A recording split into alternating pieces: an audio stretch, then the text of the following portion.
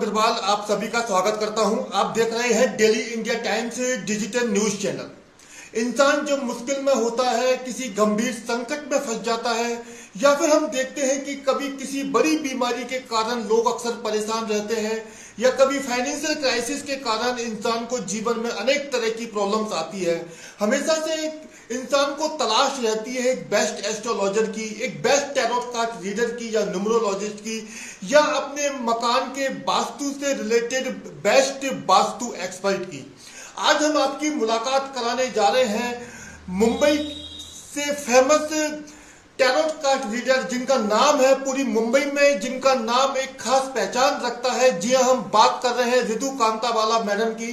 Ritu कांतावाला madam Mumbai से एक famous tarot card reader है, साथ ही वास्तु में भी उनका एक स्पेसिफिक स्पेशलाइजेशन है। नमस्कार मैम, आपका स्वागत है। नमस्कार, बहुत बहुत धन्यवाद। जी मैम, सबसे पहले मैम आप अपने एक्सपीरियंस और अपने स्पेशलाइजेशन के बारे में हमारे दर्शकों को बताइए मैम। जी, so my journey started from 2006। 2006 से मेरा ये सफर चालू हुआ। बचपन से ही काफी इंट्यूटिव थी, एंड आई बिलीव हम सब में ये इंट्यूशन रहती है, गट फीलिंग रहती है। मैं ऐसा माध्यम ढूंढ रही थी जिसमें मैं ये चैनलाइज कर सकूं।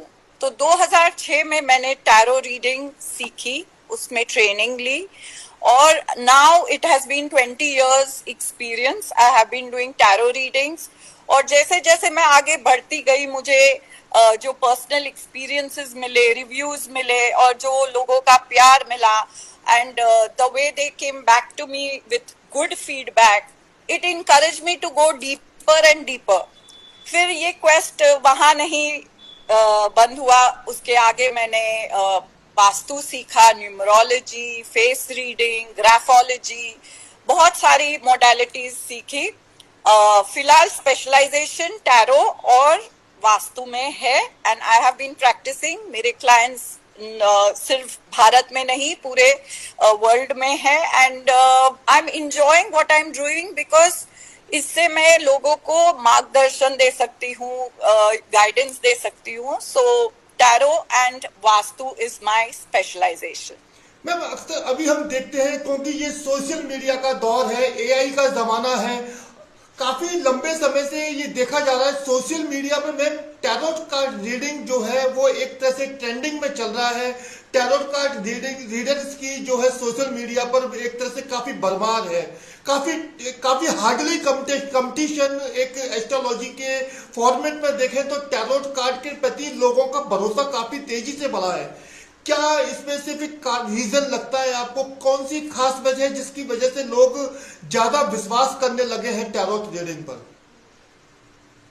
सो जो टैरो रीडिंग है, इट इज वेरी इंटरेस्टिंग। ये आपको आपका क्लोज फ्यूचर बताता है, जबकि हमारे वैदिक एस्ट्रोलॉजी और सब में आपको आउटलाइन देंगे, लेकिन आपका कल कैसा है, आपके आने वाला हफ्ता कैसा है, महीना कैसा है, that you come to know a lot through tarot. Tarot से काफी बोलते हैं ना, मार्गदर्शन मिलता है कि हमें कौन सा फैसला लेना है।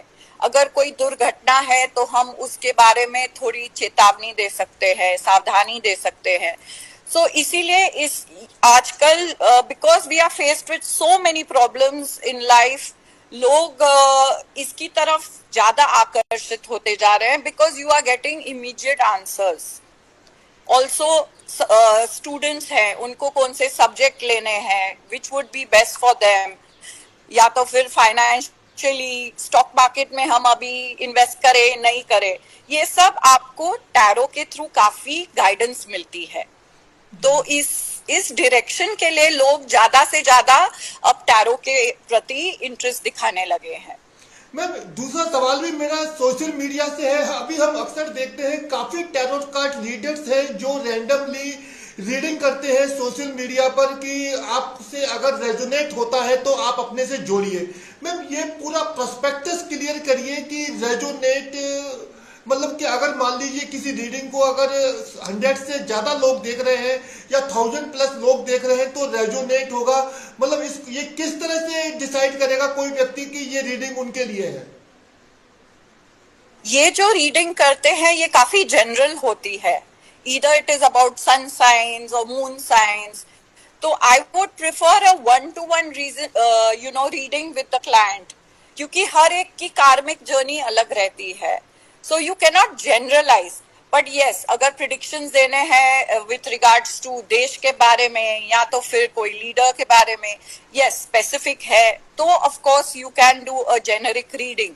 लेकिन मैं ये सोचती हूँ कि instead of going in for a just general reading and out of 1000 में भी 800 जन के साथ वो रेजोनेट कर जाएगा और 200 के साथ नहीं करेगा, that is a very general way of doing readings. I would prefer a one to one session जिसमें आपको आपके स्पेसिफिक गाइडेंस मिले, डायरेक्शन मिले.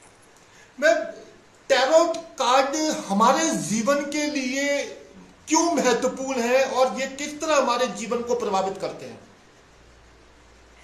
टैरो कार्ड्स बहुत ही महत्वपूर्ण है. मैं क्यों इस पे स्ट्रेस करती हूँ, क्योंकि कई बार हम ऐसी जगह फंस जाते हैं, हमें कोई डिसीजंस लेने होते हैं, हम डिसाइड नहीं कर पाते, तो टैरो कार्ड्स हमें क्लैरिटी देते हैं, हम सही डिसीजन ले सकते हैं. अगर हेल्थ के बारे में कोई सावधानी है, चेतवानी है, तो हम बता सकते हैं कि आप अपना ब्लड टेस्ट करो या तो अपने टेस्ट कराओ, मुझे लग रहा है कि कार्ड्स में आपकी तबीयत सही नहीं जा रही है. अगर कोई फाइनेंशियल लॉस दिख रहा है तो बोल सकते हैं don't take too many risk, this is not the time. So ये एक किस्म का गाइडेंस है and I feel everyone should benefit from it. It is just going deep into your subconscious और आप आंसर्स निकालते हैं, you connect with the upper force और उस तरह से आपको आंसर्स मिलते हैं. और इसका बेस्ट पार्ट है कि आपको रिजल्ट इमीडिएटली दिखता है. So you will know that the reader is talking sense, reader has told you something and it has happened. So that way. Ma'am, tarot card को लेकर एक जो स्पिरिचुअल गुरुज की अगर हम बात करें या अगर हम all type of astrology format की बात करें तो कुछ मैम जो क्रिटिकल जो टिप्पणी करने वाले लोग होते हैं, जो आलोचना करने वाले होते हैं, वो टैरोट कार्ड रीडिंग को एक अंधविश्वास से, एक भ्रम से जोड़ते हैं. आपको कितनी सत्यता नजर आती है? क्या टैरोट कार्ड को अंधविश्वास माना जा सकता है या नहीं, या कोई भ्रम होता है?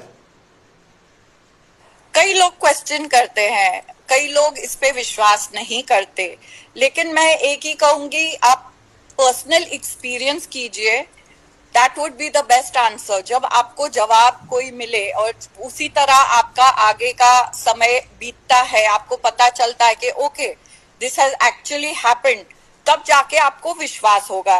ये कोई साइंस नहीं है जो हम क्लिनिकल ट्रायल्स करें या एक्सपेरिमेंट्स करें, इसमें पर्सनल एक्सपीरियंस ओनली स्पीक्स. और ये luckily I am blessed that मेरे clients come back with a lot of good reviews, good feedback, तो उसी से ये बिल्ड हुआ है. So tarot is something which you need to experience. It is a spiritual thing. It is not scientific, but it is intuitive. Ma'am, क्या tarot card जो reading है वो सिर्फ आप किसी भी क्लाइंट को लेकर एक पॉसिबिलिटीज ही दिखा सकते हैं या एक स्ट्रॉन्ग गाइडेंस उसको माना जा सकता है? एक काफी बड़ा अंतर है कि किस तरह डिफाइन करेंगे, क्या संभावना जता रहे हैं या कोई मार्गदर्शन भी करते हैं टैरोट कार्ड रीडर? मार्गदर्शन डेफिनेटली करते हैं. It is definitely a strong possibility. I would not say कि इट इज इन बिटवीन. आपको प्रॉपर गाइडेंस और डायरेक्शन मिलता है through the cards. It is how you take it forward. Also हर एक के अंदर ये ESP रहता है, लेकिन we are few gifted ones जिनमें ज्यादा है and we believe and we sharpen in it. तो हम ये अंदर की आवाज सुनते हैं, ये आवाज सब में रहती है लेकिन कईयों में ज्यादा रहती है. So mainly we are the ones who have sharpened it और टैरो के माध्यम से हम आपकी प्रस्तुत करते हैं, तो आप उसका ज्यादा से ज्यादा फायदा उठा सकते हैं. So definitely you get to know what is going to happen. It is predictive and it also tells you of possibilities. Ma'am जब आप किसी क्लाइंट को लेकर टैरोट कार्ड ओपन करते हैं तो अक्सर हम देखते हैं मैम कि जो टैरोट कार्ड रीडर्स हैं वो कार्ड के चित्रों के अनुसार जो पिक्चर्स होते हैं उनको एनालाइज करके प्रेडिक्शन करते हैं, कोई भविष्यवाणी करते हैं। तो मैं आपसे जानना चाहता हूं, एक बहुत ही जरूरी सवाल है कि आप किसी भी क्लाइंट के सवाल को सुनकर उस पिक्चर से किस तरह उनको कनेक्शन को जोड़ते हैं, कैसे डिस्क्राइब करते हैं, किस तरह से उस रहस्य को उजागर करते हैं जो आपके क्लाइंट के जीवन से जुड़ा है। इस बात को थोड़ा डीपली डिस्क्राइब करिए मैम कि उन चित्रों का कनेक्शन कैसे होता है। ये एक ऐसा रहस्य है जो सब जानना चाहते हैं। सो फर्स्टली मैं स्टार्ट करूंगी कि ये कार्ड स्पेशलाइज्ड कार्ड्स रहते हैं, ये सिर्फ आम चित्र नहीं है। दीज वो विजन्स एंड ड्रीम्स जो कि कार्ड्स के माध्यम से हमें कोई मीनिंग देते हैं। तो जब भी कोई क्लाइंट आता है और अपना जो भी प्रश्न प्रस्तुत करते हैं, हम उसके जवाब देने से पहले we connect with the upper force, we pray, meditate और फिर हम कार्ड्स निकालते हैं। जब हम कार्ड्स निकालते हैं it opens like a story in front of us, क्योंकि हमें वो ट्रेनिंग है, प्रैक्टिस है, एक्सपीरियंस है।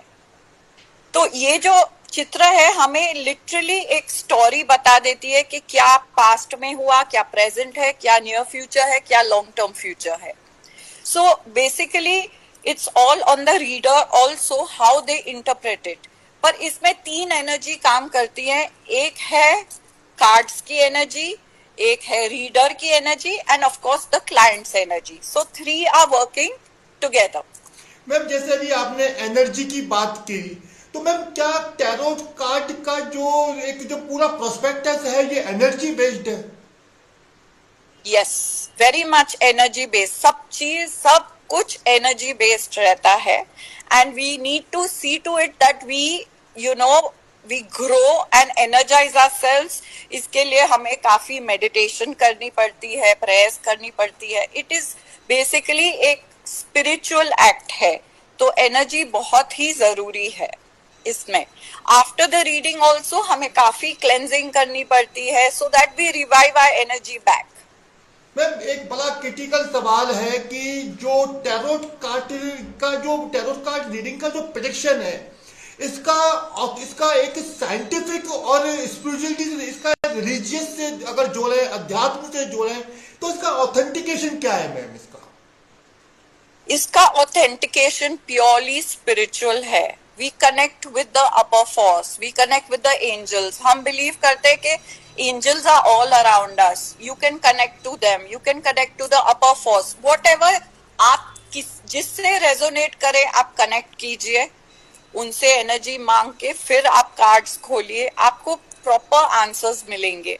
और ये जो कार्ड्स है ये आम कार्ड्स नहीं है, इन्हें कैसे हम रखते हैं, they have a lot of divinity in them, तो हमें उनको बहुत रिस्पेक्ट से रखना पड़ता है। और as we take out, literally a person's life unfolds in front of you, तो इस तरीके से आपको जवाब मिलते हैं।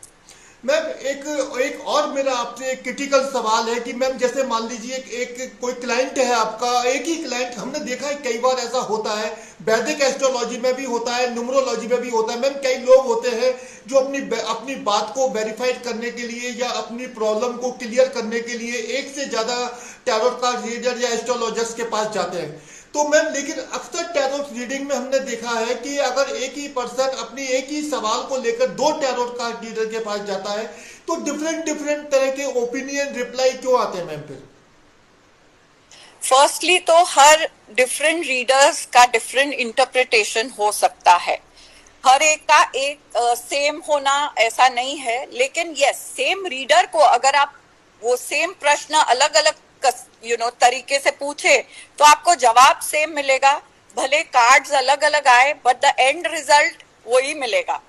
लेकिन जब आप ये बात करते हैं कि going to different readers, then of course वो हर एक के इंटरप्रिटेशन के ऊपर है, उनकी एनर्जी लेवल्स पे है, how they and your contact with them, it all depends on that. I won't say this is right and that is wrong, but I would just say go by your gut feeling, your intuition, and आप experience कीजिए। अगर आपको सही मार्गदर्शन मिल रहा है एक particular reader से, so you should stick to that instead of going shopping into different different astrologers और रीडर्स। मैम एक और हमारा खास सवाल है, जैसे कि मैम जो टैरोट कार्ड्स जो होते हैं उनका हमने देखा है, हमने क्योंकि अब तक हमने काफी टैरोट रीडर से जैसे बात की है मैम, तो टैरोट कार्ड रीडिंग की एक अलग दुनिया होती है, उनका जो प्रोडक्शन होता है, जो टैरोट कार्ड के जो रहस्य है उसको एक अलौकिक शक्ति से जोड़ा जाता है, एंजल से जोड़ा जाता है। मैम ये एक काफी रहस्यमय है, तो हम चाहेंगे कि इस सीक्रेसी को आप पर्दा हटाइए मैम इसका। जी, इट इज डेफिनेटली समथिंग जो लोग समझ नहीं पाते कि ये है क्या, क्योंकि ये साइंटिफिकली एक्सप्लेन नहीं कर सकते हैं। लेकिन yes, it is very spiritual. We connect with the angels, जैसे मैंने बताया कि ये एंजल्स हमारे ऑल अराउंड रहते हैं, हमें उनके साथ कनेक्शन बनाना होता है, वो हमें गाइड करते हैं, वो गाइडेंस देते हैं, and through the cards we come to know what is going to happen और सम काइंड ऑफ पॉसिबिलिटी, या तो हेल्थ के बारे में या फाइनेंस के बारे में, जो भी क्वेश्चन हो relationship based. So basically this is how the cards work. रहस्य इतना ही है कि आपको अपने सबकॉन्शियस में जाके जवाब ढूंढने हैं। As a reader, we are highly charged energy-wise, and we can go into our subconscious and remove answers which the reader is looking for. तो उनको सही जवाब देने के लिए we connect with the upper force, use the energy of the cards, और फिर हम जवाब देते हैं। मैम क्योंकि आप मुंबई से हैं, मुंबई हिंदुस्तान का एक ब्रांडेड शहर है, बॉलीवुड से जुड़ा हुआ शहर है। मैम किस तरह के क्लाइंट आपके पास में ज्यादा आते हैं, क्या मेन प्रॉब्लम लेकर आते हैं आपके पास? जी, मेरे क्लाइंट्स सभी दौर से है। I have celebrities, actors, actresses आती है, of course I have business people, I have young girls, young boys, relationship issues. सबसे ज्यादा मैरिटल डिस्कॉर्ड्स भी बहुत होने लग गए हैं, जिसके कारण मुझे काफी काउंसलिंग भी करनी पड़ती है। I am also certified counsellor. Then also मैंने देखा है केसेस यंग चिल्ड्रन के जो इतने कंफ्यूज्ड होते हैं कि कौन सी लाइन लेनी हो, या तो फिर डिप्रेस्ड होते हैं। So all kinds of cases, and it is interesting कि how each case is different from the other. Ma'am कभी आपके सामने कुछ इस तरह का चैलेंज आया है कि जैसे आपने कि अपने किसी क्लाइंट के कार्ड ओपन किए और आपको लगा कि उनकी आने वाले जल्दी उनके लाइफ में कोई बड़ा एक्सीडेंट हो सकता है, उनकी जान को खतरा हो सकता है, या कोई भी उनके साथ में नेगेटिव घटना हो सकती है, तो आप इस परिस्थिति को कैसे मैनेज करते हैं, या फिर जो सच्चाई होती है उसको थोड़ा आप उसको छुपा लेते हैं? मैम नहीं, हम छुपाते नहीं, हम डेफिनेटली इंडिकेट करते हैं। यहाँ पे आपके काउंसलिंग स्किल्स आते हैं। आप एकदम से नहीं बोल सकते कि ओ अभी आपकी लाइफ खत्म होने वाली है, आपके पास बहुत थोड़ा टाइम है। You can not do that. So we do not predict death, but yes, अगर किसी की तबीयत खराब होने वाली है, हेल्थ पे असर आने वाला है, वी विल इंडिकेट कि आपको अपने टेस्ट कराने हैं, रेगुलर चेकअप्स करने हैं, थोड़ा ध्यान दीजिए अपने मेडिकेशन, डाइट, एक्सरसाइज। कईयों को मैंने ऐसे वार्निंग्स दी है जिनको बिल्कुल आइडिया नहीं था, और मैंने कहा कि नहीं, आप प्लीज ब्लड टेस्ट कराइए, और उसमें कुछ निकला है। ऐसे भी केसेस आए हैं जहाँ एक लड़की कोमा में थी, उसके पेरेंट्स बहुत ही चिंतित थे, और आई गेव देम अश्योरेंस कि वो निकल जाएगी कोमा में से। सो ऐसी बहुत सारे केसेस हैं जहाँ की tarot gives a little guidance, थोड़ा होप, थोड़ा बोलते हैं ना डायरेक्शन के आगे कैसे चलना है।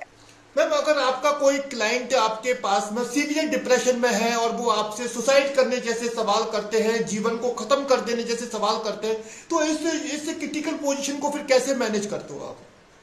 Yes, I have had such cases as well जहाँ बहुत ही डिप्रेस्ड रहते हैं। वहाँ पे ये जो काउंसलिंग है बहुत इम्पोर्टेंट है। सिर्फ प्रॉब्लम देखना is not enough. So after seeing the problem and the near future in the cards, मुझे उन्हें काउंसल करना पड़ता है। मे बी थोड़ा healing, give remedies, spiritual remedies, जिससे वो थोड़ा स्ट्रांग हो, counselling, talking them out, also देखे कि उन्हें वैसा सपोर्ट करना पड़ता है ताकि वो ऐसा कोई स्टेप ना ले। और ये बहुत ही इम्पोर्टेंट है बिकॉज